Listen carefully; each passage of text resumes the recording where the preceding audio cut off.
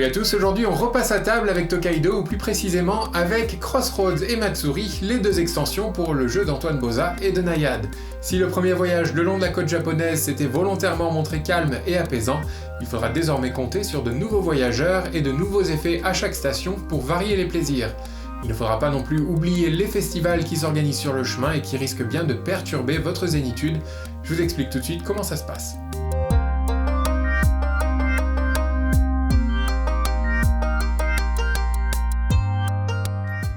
De base, les règles de Tokaido ne changent pas, il s'agit toujours de rejoindre Kyoto en profitant du voyage et de ses multiples bienfaits. Ceci dit, des nouveautés font leur apparition dans chacune des extensions. Commençons par Crossroads, qui porte très bien son nom, puisqu'à chaque station, le joueur sera désormais confronté à un choix. Il peut soit profiter de l'effet traditionnel, celui introduit dans le jeu de base, soit utiliser un tout nouvel effet. Reprenons les stations dans l'ordre pour découvrir ces fameux effets. Arrivé dans une échoppe, un joueur peut soit tirer les 3 cartes objets comme d'habitude, soit acheter un et un seul objet légendaire. Il existe 3 types d'objets légendaires. Les Shodo et Emaki, d'une valeur d'une pièce chacun, rapportent 1 point par autre objet souvenir ou légendaire que possède le joueur. Tous les futurs objets achetés durant la partie lui accorderont aussi des points additionnels. Les Bupatsu et Ema coûtent 2 pièces chacun et sont considérés comme une 5e famille d'objets. Ainsi, si un joueur obtient 5 familles différentes d'objets, la 5e carte lui rapportera 9 points, soit un total de 25 points pour cette collection complète. Enfin, les Murasame et Masamune coûtent 3 pièces chacun et rapportent directement 8 points. En s'arrêtant à un panorama, les joueurs peuvent toujours commencer ou continuer un tableau, ou cette fois décider de piocher une carte cerisier. Ces cartes cerisier sont toutes identiques, elles rapportent 1 pièce et 2 points. Aux sources chaudes, les joueurs peuvent toujours piocher une carte d'une valeur de 2 ou de 3 points, ou payer 1 pièce de monnaie pour s'offrir une carte établissement de bain qui rapporte cette fois directement 4 points. À la ferme, il est encore question d'obtenir 3 pièces, mais les voyageurs les plus joueurs peuvent aussi tenter leur chance dans un jeu de hasard. Ils doivent alors miser 2 pièces et lancer le dé prévu à cet effet. Suivant le résultat du dé, ils récupéreront leur mise de départ, la multiplieront par 2, par 3 ou même par 4, mais attention car il est aussi possible de tout perdre. Les temples sont l'occasion de faire une offrande traditionnelle ou d'acheter une carte amulette en payant 1 pièce. Il existe 6 amulettes différentes et après avoir payé, le joueur peut choisir celle qui l'intéresse. Il conservera alors la carte et pourra la jouer quand bon lui semble.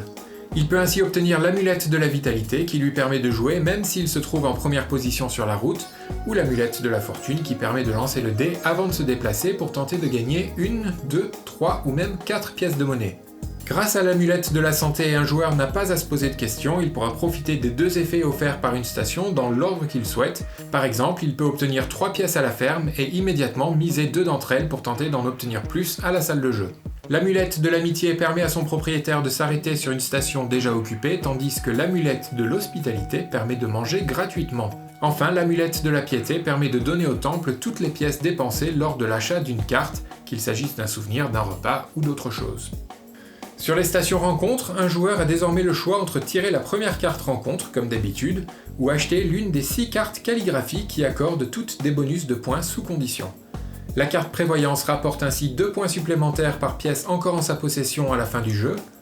La carte contemplation ajoute 3 points pour chaque panorama complété et 1 point par carte cerisier obtenue. À la fin du jeu, la carte nostalgie rapporte 2 points par objet légendaire en sa possession et 1 point par souvenir. La calligraphie de la patience donne 6 points à son propriétaire s'il arrive dernier au 4e relais, 4 points s'il est avant-dernier et seulement 2 points dans les autres cas. La perfection accorde 2 points additionnels pour chaque accomplissement obtenu et 1 point pour chaque calligraphie. Enfin, le jeûne donne 3 points par repas non mangé. Finalement, il n'y a que les stations relais qui ne changent pas, il est toujours question de s'y restaurer en choisissant son menu au mieux. Outre la multiplication des choix, l'extension Crossroads donne aussi l'occasion de rencontrer 6 nouveaux voyageurs au pouvoir encore différents. Parmi eux, Jirocho le Yakuza peut tenter sa chance en misant 1 pièce à la salle de jeu à chaque relais intermédiaire. On trouve également Nampo le gourmet, que voici, qui lui engrange des points supplémentaires à chaque repas. Un repas d'une valeur d'1 pièce lui donne ainsi 1 point supplémentaire, un repas de valeur 2 lui donne 2 points supplémentaires, et un repas de valeur 3 lui donne 3 points supplémentaires. Le dernier des 6 personnages est Gotozemon le vendeur qui lui part sans aucune pièce, mais reçoit une nouvelle pièce à chaque fois qu'il s'arrête à l'un des panoramas. Passons maintenant à la seconde extension, Matsuri, qui elle aussi arrive avec de nouveaux voyageurs. Elle est même remplie de nouveaux personnages puisqu'elle introduit pas moins de 16 nouveaux voyageurs, autrement dit autant que le jeu de base et l'extension Crossroads réunis. Pour n'en citer que quelques-uns, voici Mutsumi, la brute qui peut quitter un relais en premier, quelle que soit sa position réelle. Rakuren, le collectionneur, débute quant à lui avec 5 pièces et peut piocher 4 cartes souvenirs et un objet légendaire. Il peut ensuite acheter autant d'objets en payant le prix. La noble Yashima reçoit une amulette à chaque relais intermédiaire. Kizuma peut, quant à elle, acheter un second repas à chaque relais. Marihito, l'écrivain, peut doubler la valeur de l'une de ses cartes calligraphie. Misaki, le disciple, reçoit une pièce dès que quelqu'un s'arrête au temple, et ainsi de suite. Il y a en tout 16 personnages avec lesquels jouer. En marge de cette horde de nouveaux voyageurs, l'extension Matsuri introduit également la notion de festival à même de perturber les conditions de voyage. Ainsi, le premier joueur arrivé à un relais intermédiaire devra tirer 2 cartes Matsuri, en choisir une et la révéler à tous. L'autre sera simplement défaussée. Les effets de la carte choisie seront alors appliqués immédiatement jusqu'à ce qu'une autre carte vienne la remplacer lors du prochain relais. L'extension propose 20 cartes Matsuri, toutes différentes. La carte Torinoichi donne par exemple une amulette gratuite à tous les joueurs qui n'en ont pas. En choisissant la carte Hanabi, le joueur piochera les 2 prochaines cartes Matsuri sans les regarder, les retournera et ce sont ces 2-là qui prendront effet. La carte Ofune Matsuri permettra d'obtenir un morceau du panorama maritime. Avec Oshogatsu, chaque voyageur lance le dé pour gagner jusqu'à 4 pièces de monnaie. Le festival Kamiarisai, quant à lui, oblige tous les temples de la prochaine section à fermer l'un de leurs espaces. Les temples à un seul espace sont donc totalement fermés.